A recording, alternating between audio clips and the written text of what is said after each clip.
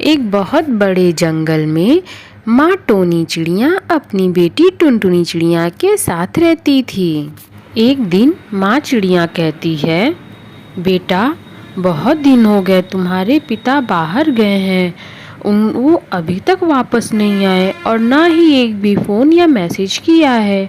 अभी उनका कुछ भी पता नहीं। मुझे बहुत घबराहट हो रही है, पता नहीं वो कहाँ हैं। डरो मत माँ, पापा जहाँ भी होंगे वो जल्दी ही लौट आएंगे और देखना वो हमारे लिए ढेर सारा खाना लेके आएंगे। अरे बेटा बाहर देखो, मौसम खराब हो रहा है और घर में खाने के लिए भी कुछ नहीं है।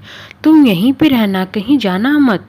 मैं जा रही हूँ और बाहर से कुछ खाने का इंतजाम करके आती हूँ। ठीक है माँ, पर जल्दी आना क्योंकि मैं घर में अकेली हूँ तो मुझे डर लगेगा। मैं जल्दी ही वापस आ जाऊंगी। ऐसा कह के टोनी चिड़िया वहाँ से चली जाती है। घने जंगल में टोनी चिड़िया खाने की तलाश कर रही थी, तभी उसके पंखों में चोट लग जाता है। टोनी चिड़िया थोड़ा बहुत ही खाना लेके जैसे तैसे अपने घर वापस आ जाती। रात का समय था और जंगल में बहुत तेज बारिश हो रही थी।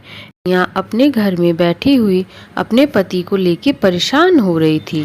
तभी कोई उसका दरवाजा जोर से खटखटाता है। टोनी चिड़िया जाके दरवाजा खोलती है और सामने बबलू कबूतर को देख के बहुत ही खुश हो जाती है। आप कहाँ चले गए थे?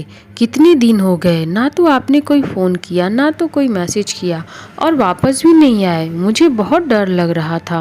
अब क्या बताऊं टोनी, मैं काम की तलाश में भटकते भटकते दूसरे जंगल में चला गया था और उसी समय मेरा फ़ोन भी ख़राब हो गया, इसलिए मैं तुम्हें कॉल नहीं कर पाया। तुम घबराओ मत, मैं बिल्कुल ठीक हूँ। तुम और मेरी बेटी कैसी हो?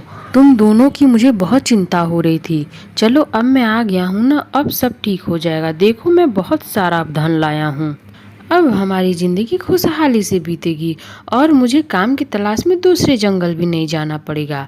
अब मैं यहीं अपना खुद का ही कोई काम करना शुरू कर दूंगा। अब तीनों चिड़ियाँ खुशी खुशी रहने लगते हैं एक साथ।